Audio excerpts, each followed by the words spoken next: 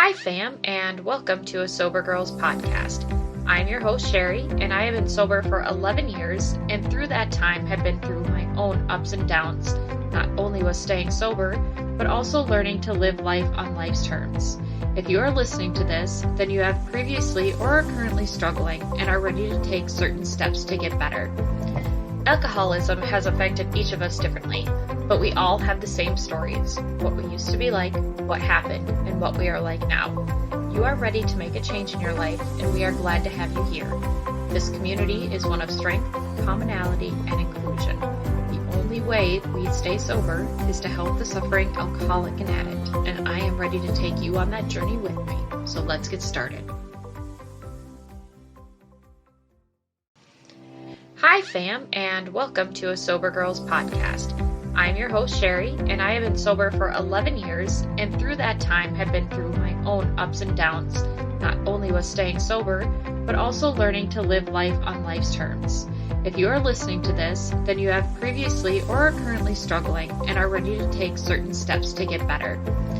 Alcoholism has affected each of us differently, but we all have the same stories, what we used to be like, what happened, and what we are like now. You are ready to make a change in your life, and we are glad to have you here. This community is one of strength, commonality, and inclusion. The only way we stay sober is to help the suffering alcoholic and addict, and I am ready to take you on that journey with me. So let's get started. Hey, what's up, fam? I hope that you had an awesome week last week and a relaxing weekend. I know I say the same thing every time we do these podcasts, but I really genuinely hope that you had a relaxing weekend. I definitely had a relaxing weekend, but we've had some crazy weather here, so tomorrow is a day off for us anyway, but now it's going to be a snow day. I kind of wish the weather would have waited until tomorrow so that I could relax just one more day longer and had a 4-day weekend. So this week at work, we have had some major changes that we've been going through. The entire state that I work for is going to be going through some major changes politically, geographically. Like, cities aren't picking up and moving, but we are getting ready to do some redistricting. And the amount of meetings we have had, you guys, are nauseating. Have you ever seen that meme that says this meeting could have been an email?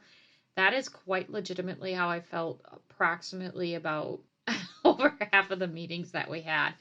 It was insane. And at one point, I let my frustration get the best of me. It was probably the last meeting. Nope, it wasn't the last meeting. It was the second to last meeting that we had of the week. And someone kept speaking over me, speaking for me, speaking in place of me. And needless to say, I lost it. I got quite upset, and after the meeting, I shut down on my computer, walked to my boss's office, flung open his door, proceeded to scream at, at him that I am an adult and I can't speak for myself. So he kept saying, I know, I understand, I get it, it's going to be okay. And the man just sat there and let me yell at him for like 3 minutes straight. I was so fed up. I'm not proud of how I acted. I am not proud of the fact that I walked into my boss's office and yelled at him. But I do have to say that I am proud of myself to be in the place where I'm confident in who I am. I'm confident in where I work, who I work with, who I work for. That allows me to speak my truth, that allows me to have a voice, because throughout my life, my childhood, my sobriety, and my friendships, I've never really been allowed to have a voice. There are a few people that I have spoken to or are in friendships and relationships with that are easier to talk to than others. There are people who try to manipulate me or make me feel like what I'm saying isn't accurate or correct. So I genuinely disengage from those people. I don't typically talk to them, to be completely honest. I do appreciate a friend who can be honest with me and upfront with me and tell me the truth, even if it hurts. And I do have a lot of those people in my life, which is very, very nice. But speaking my truth was really not the point of what I was going through this week. As I was going through my thoughts, my meditation this week at work, and thinking about what my boss had said to me and some of the things that I have going on at home, a lot of the verbiage and acronyms from AA kind of spoke out to me. Easy does it. One day at a time. Progress over perfection. It works if you work it. It won't if you don't. The promises move sometimes quickly, sometimes slowly. I really started to think on those and how they have truly helped me stay sober, stay where I am in the program, because as an alcoholic, as an addict, I definitely would not take it one day at a time. I definitely never took it easy. I was so impatient that I could have cared less if you told me that the promises will materialize, sometimes quickly, sometimes slowly. I remember when I got into AA, and I think I've told you this before, I was so excited to get into AA and to be in recovery that I was going to be the first to do everything. I am so competitive. I am so over the top with everything. When I started AA, I wanted to get the 25-year chip. Okay, well, I don't know if any of y'all really know me, but I'm not very good at mathing whatsoever. But I can tell you that getting a 25-year chip at 6 months is definitely not feasible. But I felt that if I put in the work, I felt if I moved quickly through the steps, or if I had only quit drinking for 6 months, or if I learned how to drink properly, that I would be rewarded in so many ways. I would be rewarded by being forgiven. I would be rewarded by getting more medallions. I would be rewarded like a champion would. The sad thing is that I wasn't, and I didn't. Because the thing about sobriety is that those things we say about taking it one day at a time, things materializing slowly or quickly, easy does it, progress over perfection, all those things are so accurate and so true. And it made me think of my favorite story. I will never forget the first time my sponsor told me about this story. I didn't really understand at the time. It took me a couple of times reading it actually, because I didn't understand what she was saying to me. And it's the story of the man who drank the milk with whiskey in it. I don't know if you know it. If you don't, I'll explain it a little bit. It's in the big book. And this gentleman, they called him Jim in the book, he had been in the asylum on and off. He was violently intoxicated. He was very nervous. He had anxiety. And so Bill and Bob went to go see him. And when they went to go see him, he basically failed to engage in his spiritual life. Okay, so he continued to drink. And every time that he would drink, they would explain to him what was going on. He did know that he was an alcoholic. He knew that he had a serious condition. And he knew that if he kept on, he'd go back to the asylum, which I know it sounds like such a bad word, right? Like asylum. All I think about is like Joker and Batman. Don't judge me. So he got drunk again, okay? And when they started talking to him about it, he said that he was hungry. He was on a sales call, so he stopped. And he wanted to get a sandwich at this local bar. He had no intention of drinking, okay? But he had eaten there so many times when he was sober that he stopped, got a sandwich, and got a glass of milk. Well, he decided that if he put just an ounce of whiskey in his milk, that it really wouldn't work the same way as if he were to drink on an empty stomach. So he thought he knew what he was doing. And see, there's that self will, right? There's that, oh, well, I think I know what's best, or I know what I'm doing. So when I was talking to my sponsor about the issue I was having, what she was trying to relate to me was that I was a self ran riot and that I thought I knew better. So what happened when he continued to, when he had his whiskey? Well, It went so well because he didn't notice anything, so he got another one, right? He poured that whiskey into some milk. So he started to do that over and over. And what happened? He got drunk. He ended up back in the asylum. He lost his family, his position, and aside from that, he was having a physical reaction to the alcohol now at this point. This is what we call the definition of insanity. Doing the same thing over and over and over again and expecting different results. I am telling you right now, if you continue to drink or use and think that the results are not going to be the same, you're partially right because they're going to be worse than the last time. But that doesn't change. Your scenario, your situation doesn't change, you guys.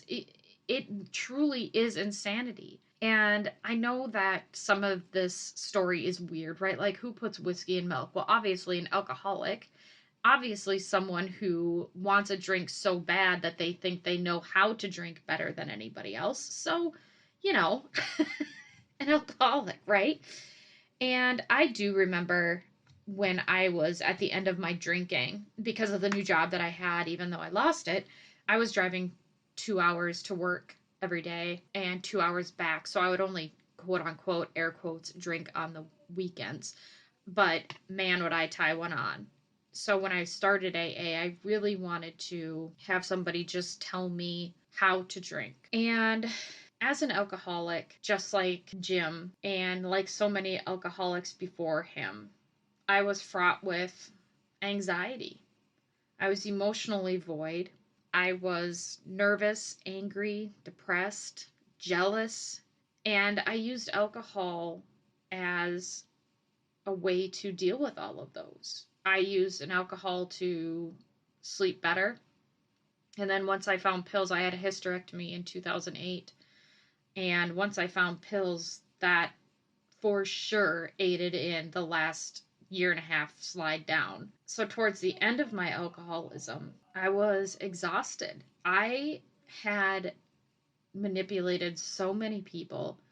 I was telling so many lies, I couldn't keep up with which lie I had told which person.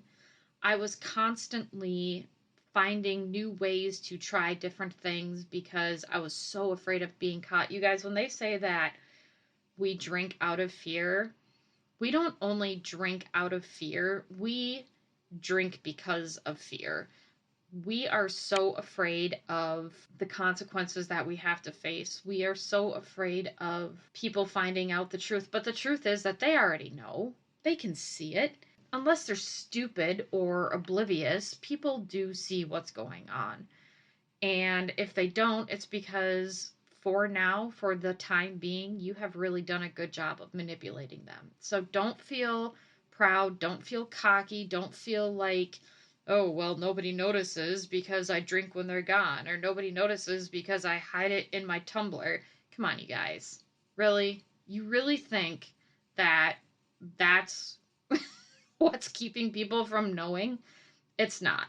I promise. It even says on page 37 in the big book, our behavior is as absurd and incomprehensible with respect to the first drink as that of an individual with a passion for, say, jaywalking. He gets a thrill out of skipping in front of fast moving vehicles. He enjoys himself for a few years in spite of the friendly warnings. Okay, so basically, you think you're fooling people, and you're not.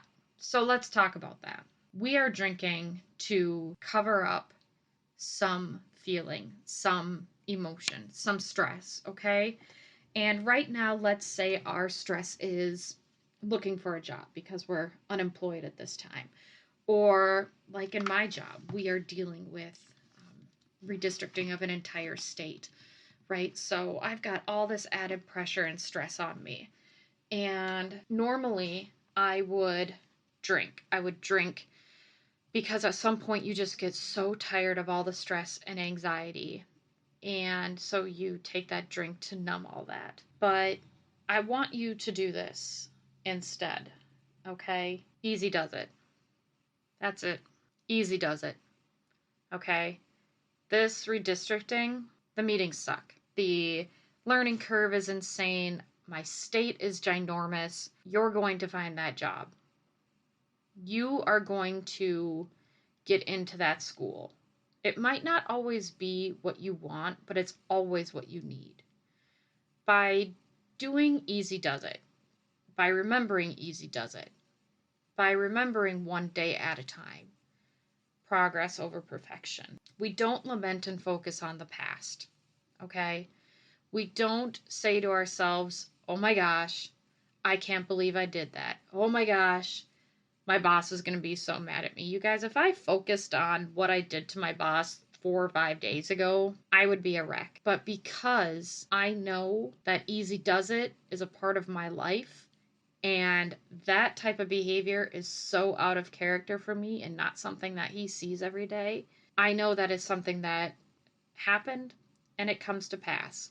That is quite literally all that it is. If I stay there and I focus on that exact moment for the rest of, I don't know, 2 months, let's say, just 2 months, do you think I'm going to retain anything regarding the importance of my job over the next couple of weeks? Probably not. I'm not going to be able to sleep. I'm not going to be able to eat. I am going to drive myself insane with worry. But instead, I'm able to take this one day at a time. If I felt like there was an amends to make, if I felt like there was a bigger issue that needed to be addressed with my boss, I definitely would. I would absolutely address that with my boss. But he knows. He knows that's not what I'm like. He knows that's not who I am. And so for me to just send him an email saying, sorry about that, I just needed a few minutes, it's really no sweat off his back, right? As an alcoholic, we do tend to overdo things. We tend to rush things. We tend to find it hard to relax and savor life. Now, I am not saying by any means that there's not going to be times when you're not going to rush out the door and forget the keys, okay? That's life. So get over it. It's going to happen. It doesn't ruin the rest of the day. If you lock yourself out, you break a window. If you break a window, you call the insurance company. If you call the insurance company, you're probably going to have some runaround. But overall, in the grand scheme of things, those are things that are not going to affect your entire life, you guys. You know what is going to affect your life? Being so mad that you locked yourself out of that house that you start drinking, whether you have got liquor stashed in the car that's already unlocked, in the shed, under the deck, and you start drinking and get the idea to break open that window, and you break that window open and you try calling through it, and you start bleeding everywhere because you are so out of it that you cut yourself bleeding, that's going to be a whole nother issue. Do you see where alcohol actually takes what we are trying to do and makes it worse? There are so many times in my life that I know, looking back, that drinking alcohol made things so much worse. And I'm not talking about just my marriage. I'm not talking about being a mom or being an employee. I am legitimately talking about things such as having a temper. Being so drunk that one day I was playing Wii with a friend of mine and my son, and I was probably on my fourth or fifth glass of wine, and I wasn't paying attention when we were playing that Mario baseball game where you shake the Wii remote and you swing it to hit the ball. And I knocked over my glass of wine and I broke this like super expensive glass that I had gotten from a friend of mine. And not only that, but I had spilled wine all over my brand new white carpet. Now, are these things fixable? Sure, the glass can be replaced. Sure, the stain can come out of the carpet. But it was that moment that I ruined. It was that moment with my friend and my son where I was trying to create a core memory where once again my drinking made everything stop and have to clean everything up. So for the next 45 minutes we're cleaning, we're getting glass out of the ground, we're making sure that it's a safe place for my son to run around in. And do you see where something as simple as that, ruining a core memory, can be a big deal? And I'm not talking about being clumsy when you're having a glass of wine at Thanksgiving. Clumsy happens. If you've ever met me, you will know 100% that clumsy happens, and it's my middle name. What I'm talking about is the fact that you can't take 2 seconds to quit drinking. You can't take a core memory or time to spend with someone because you absolutely have to have a drink and what that does. The wedding I went to back in, I think it was 2000 when I was with an ex-boyfriend, I got so insanely drunk, you guys, that the wedding ended up being about David's drunk 19-year-old girlfriend. I mean, so many things were affected by my drinking. So many things that I do look back on and I go, whoa, that was ridiculous. And I don't know if you guys know this, but I am a huge, huge Disney fan. I spend a lot of time going to Disney. I have been there 6 or 7 times. I try to go once a year, and I watch Disney movies like they're going out of style. One of the favorite things that I have loved and watched is The Lion King. And Rafiki's comment when Simba is trying to decide whether to go back or not. And this is one thing, I kid you not, that I struggle with going home to Minnesota, is struggling with the past, because it seems like every time I go back to Minnesota, something happens. And you guys, I'm so tired of it. Next time I will choose better people to hang out with. Maybe that was part of the problem. I don't know. Or my expectations, or so many different things I wish I would have done differently. And that's just not one time. That's ultimately different times over the past couple of years. Every time I go home, something happens. So in The Lion King, Rafiki says the past can hurt, but the way I see it is you can either run from it or you can learn from it. And being sober has given me the ability to not run from it. Being sober has given me the ability to be able to return to it. I don't stop going home. I don't stop making friends. I'm not going to stop going places because I refuse to run from my past. I'm going to confront it head on because I have that ability now. Easy does it for me means that I am present. I am in the moment. I am here right now. I'm not thinking about tomorrow. I'm not thinking about yesterday. I'm not thinking about what happened last week at work. I'm not thinking about what's going to happen next week at work. I am right here in the moment. This is what's happening. Because if I don't stay in the moment, I am going to overanalyze the past, hyper think about the future, and both are going to give me anxiety. Both are going to allow fear to creep in. Those are both going to set the tapes off running in my head. And then the committee starts talking. And then I start thinking for myself. And when I start thinking for myself, Heaven's Gates, hold on. Because I am telling you, my guardian angel is probably only about like 25 in reality, but she looks 192 because of the stress that I put my guardian angel through when I am trying to think for myself. Easy Does It allows me to take back my life, be in less of a hurry. I also have gotten a lot better at asking for help. So when it comes to taking it easy, taking it one day at a time, living in those 24 hours, do what you need to do to take it easy. Not everything is an emergency. Okay, you guys? I know Amazon has made it easier to think everything is an emergency. The emergency room being open 24 hours allows you to go in for a stupid cough and a sniffle. Knock it off. Knock it off. Our nursing system is so overran with people who have the sniffles, a cough, and not even a fever. Knock it off. Take care of our first responders. Okay? Just because you can get things on demand doesn't mean that you have to. Just because something's on sale doesn't mean you have to have it. Just because you spinned on your ankle walking down the steps does not mean you have cancer. And because it's got a huge lump on it, it's broken in 9 different places. Stay off WebMD. Stay off Amazon if you can't handle waiting 24 hours to have something shipped. Instant gratification and expectations are what lead to resentments. Okay? So, not everything is an emergency, and I have to remember that. I have to stay in the moment. Everything is fixable. It doesn't mean that there's not going to be consequences, you guys, but everything is fixable. Okay?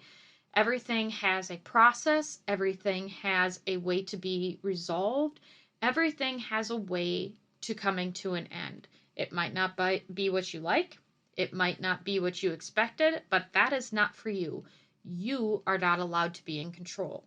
You simply just have to say, okay, this is what happens. If you have the ability to make a change, if you have the ability to say you're sorry, if you have an ability to make things better, then do those things.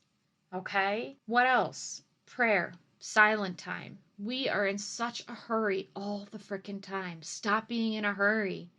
Stop being in a hurry. If you need to wake up earlier and you're not a morning person like myself, schedule things out so early that you know you have that 2 hours to get ready. Let me tell you what, my alarm goes off at 7 a.m.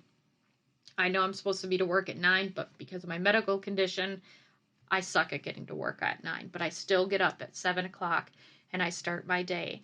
And I know that I have to take my time. It allows me to make sure that I have everything put together. It allows me to make sure that I have time to eat, that I have time to get some coffee, and I'm not in a hurry. I'm not rushing. Attending meetings is also really important. Staying present in your sobriety, staying present in your easy does it means going to meetings, talking to people in the community, reaching out to your sponsor. My sponsor and I went, I think, 2 weeks without talking to each other. And she told me the other day when I called her, she's like, I haven't talked to you in so long. And she's like, well, it's been 2 weeks, but it feels like it's so long. So, making sure that you are staying present in the community, making sure that you are seeing that other people are going through the exact same thing you are. We are all adults here. Most of us have jobs. Most of us leave jobs consistently because we are unable to hold a job due to our impatience. So, being around other people that know how we feel, know what we're going through, that is a very, very important part of Easy Does It. That's what it looks like for me. Turning our will and our lives over. Okay, what does that look like? Again, some of us have a higher power that is AA, the higher power of your understanding. What is the higher power of your understanding? Giving your stress, your anxiety, your frustration, your anger over to your higher power is another way to Easy Does It. If you're able to say, okay, all right, you know what? This is too much for me. I don't have time for stress like this. I don't know how to handle this situation. I need you to take over. I can't do this on my own. Give it over. Give it over to AA, give it over to God, give it over to Allah, give it over to whoever your God is and say, please help. I don't know what to do. Or call someone in the program and say, please help. I don't know what to do. Asking for help is so important, you guys. Asking for help is not a sign of weakness, it is a sign of strength.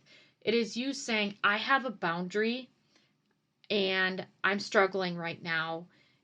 I need help because if I don't have this help right now, I'm going to fall apart. And I hate asking for help. You can ask almost anyone in my life. My mom and I just saw each other over Christmas. And one thing she reminded me of is that I'm a strong, independent individual, which is also my downfall. So don't be afraid to ask for help, you guys, because ultimately what you do is you are affecting your sobriety. You are affecting not picking up that first drink, and that first drink will get you drunk. I'm telling you right now, you take that first drink, you will get drunk. And if you don't know what I mean when I say that, read your big book. That first drink will get you drunk. Don't put whiskey in the milk because you think it won't have as big of an effect on you. Don't drink on a full stomach because you think that's what's going to help. Don't drink. One day at a time. That's it. Remember, I've told you this before.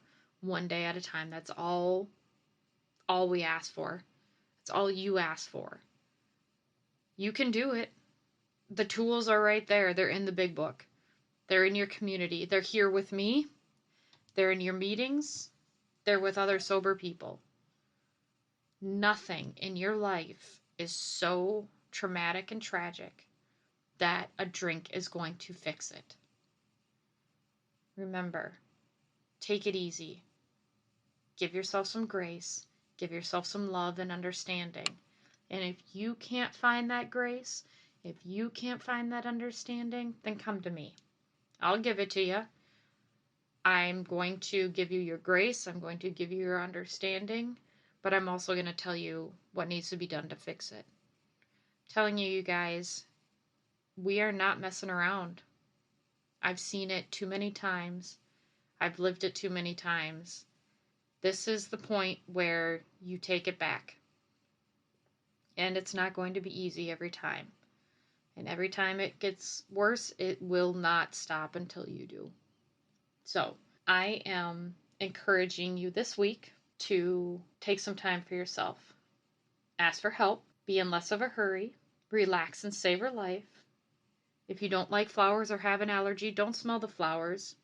Just listen to some music. Take some time to sit in prayer or silence. Take some time to meditate. Take some time to sit on your deck. If you live in Virginia, don't do that because it's snowing and gross right now. Take some time to sit outside and just be thankful. Write yourself a gratitude list. Write a list of everything that you are grateful for, because that is going to help keep in perspective everything else that's going wrong. And just remember, take it easy. Thank you so much for joining us on today's episode of A Sober Girls Podcast. I hope that today's episode was something that you needed to hear today and can carry with you throughout the week until we get together next week. I really look forward to our time together and sharing my experience, strength, and hope so that you feel less alone and more empowered to keep taking it one day at a time.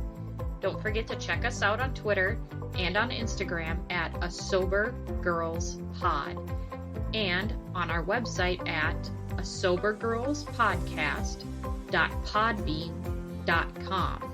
There you can find episode-specific content and contact information. You can also hear us on Stitcher, iHeartRadio, Apple iTunes, and Spotify. Until next time, fam, be well.